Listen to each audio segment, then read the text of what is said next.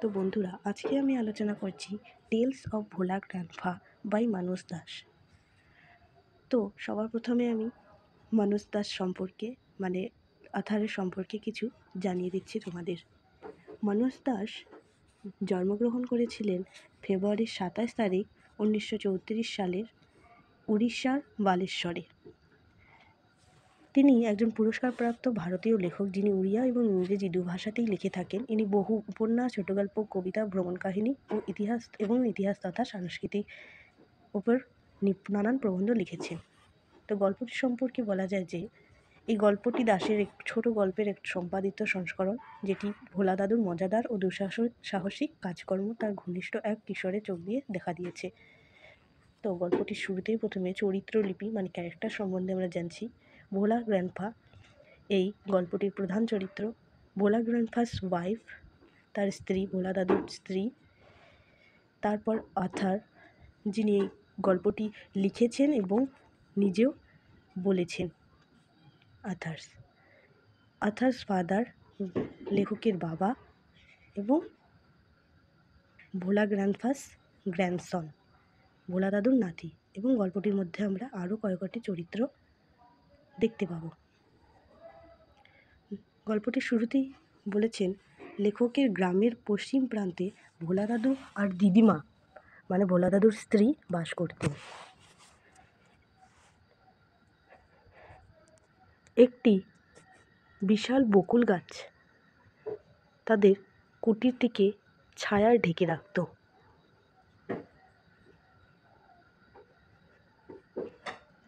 একটি বিশাল বকুল গাছ vocal tree তাদের কুটিরটিকে ছায়ায় ঢেকে রাখত, ভোলা দাদু এবং ভোলা দাদুর স্ত্রীর বাড়িটিকে।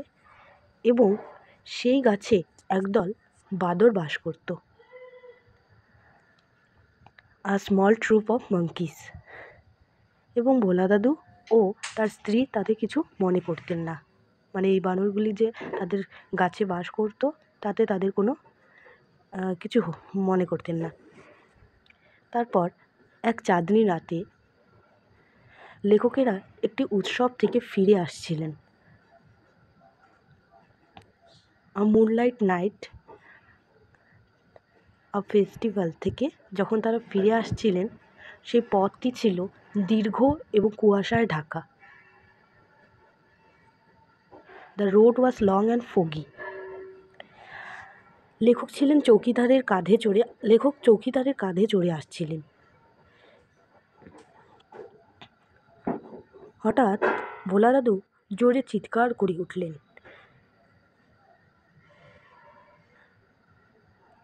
Suddenly Bhola grandpa let out a loud wail.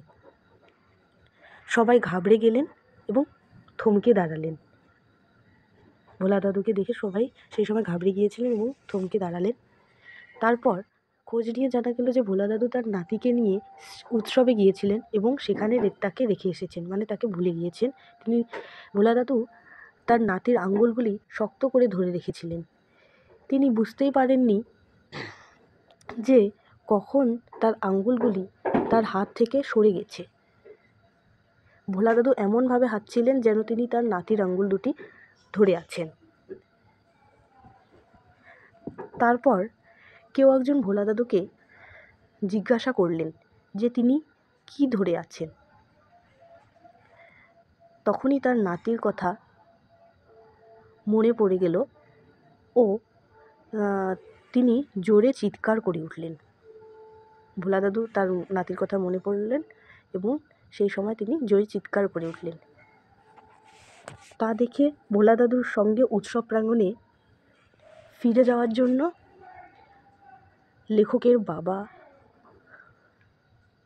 লেখকের বাবা দুজন ঠিক করলেন যে দুজন তীক্ষ্ণ নজরওয়ালা লোককে, টু শার্প 8 ম্যানকে চুজ করলেন যে তার নাতিকে খুঁজে বের করার জন্য।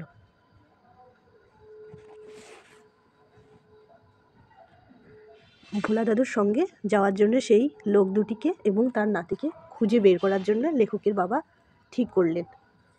নিরাপদ আশ্রয় হিসেবে ভোলা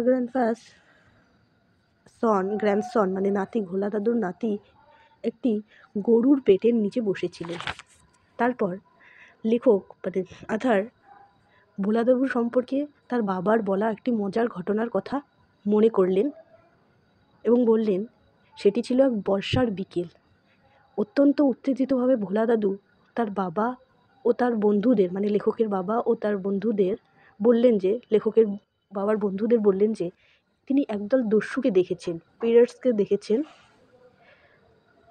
একদল দস্যুকে মানে পিরাটসকে দেখেছেন তাদের গ্রামের পাশে সমুদ্রটাতে, যেখানে সেই দস্যুগুলি বালির ঢিপির নিচে একটি বড় বাক্স পুঁতছিল আর লার্জ বক্স পুঁতছিলেন। তৎক্ষণাৎ লেখকের বাবা ও তার বন্ধুরা গুপ্তধনের সন্ধানে বেরিয়ে পড়লেন। সন্ধ্যা গড়িয়ে রাত নামল। মেঘের আড়াল থেকে চাঁদের আলো এসে পড়ল। একদল শেয়াল হুয়া হুক্কা ডাক করতে লাগলো, আ প্যাক অফ জ্যাকেলস যাকে বলা হয় ইংরেজিতে। তখন মাঝরাত কেটে গেছে। এমন সময় ভোলা দাদু স্বীকার করলেন যে প্রকৃতপক্ষে কোনো গুপ্তধন নেই। আসলে তিনি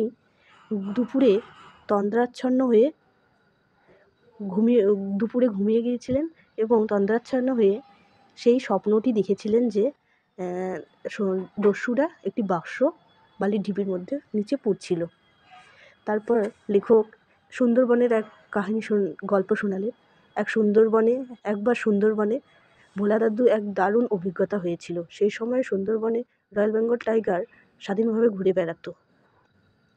বিশেষ করে যখন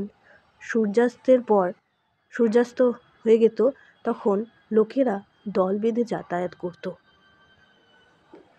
এক সন্ধ্যায় ভোলা দাদু হাট থেকে ফিরছিলেন। উইকলি মার্কেট যাকে ইংরেজিতে বলা হয়েছে গল্পটিতে, মানে হাট থেকে, সপ্তাহে যে বাজারটি বসে মানে হাট, সেখান থেকে ফিরছিলেন। এমন সময় হঠাৎ ভোলা দাদুর প্রায় 5 গজ পিছনে, ভোলা দাদুর 5 গজ পিছনে, এটা মনে রাখতে হবে এই বিষয়টি যে কত গজ পিছনে, বিহাইন্ড অফ অ্যাবাউট 5 ইয়ার্স, মানে 5 গজ পেছনে এক রয়্যাল বেঙ্গল টাইগার গর্জন শুনতে পেলেন। ভোলা দাদু পিছন ফিরে বাঘটির জ্বলজ্বলে দৃষ্টি দেখতে পেলেন। এক মুহূর্তে ভোলা দাদু কাছের একটি বটগাছে উঠে পড়লেন। মানে ভয়ে তিনি তার কাছে যে বটগাছটি ছিল সেখানে উঠে পড়লেন এবং বাঘটি গর্জন করতে করতে সেই যে গাছটিতে ভোলা দাদু চড়েছিল সেই গাছটি 100 বার বেড় দিয়ে ঘুরলো 100 টাইমস।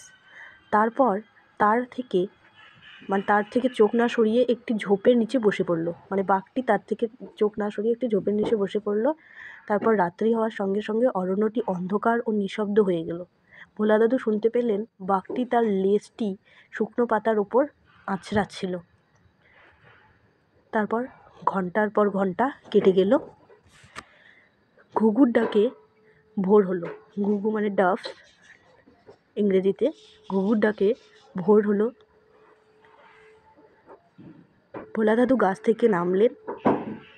একটু দূরে একটি ঢিপির ওপর একদল লোক ছিল। ভোলা দাদু, a group of man on a mount. Bhola দাদু ঢিপির ওপর উঠলেন এবং তারপর ভোলা দাদু যে প্রথম লোকটিকে দেখলেন, দ্য ফার্স্ট ম্যান, তাকে সাম অফ ওয়াটার মানে একটু জল দিতে